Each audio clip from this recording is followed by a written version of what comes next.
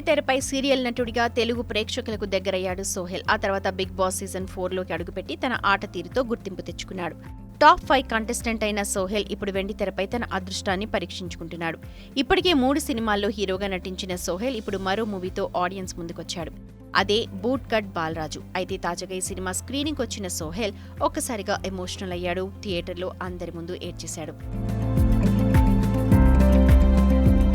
Boot cut Balaraju సినిమాను ఎంతో prestigious గా తీసుకున్న సోహెల్ ఇందులో హీరోగా నటించడమే కాకుండా నిర్మాతగాను వ్యవహరించాడు.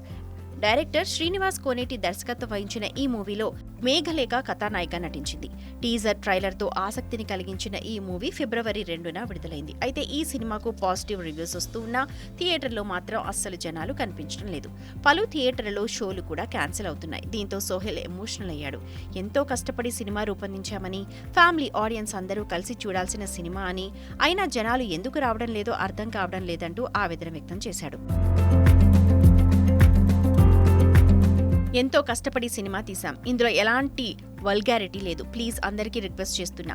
నా సినిమాకు 2 రాష్ట్రాల్లో చాలా థియేటర్స్ వేశారు. కొన్ని చోట్ల షోస్ పడలేదు. చాలా బాధగా ఉంది.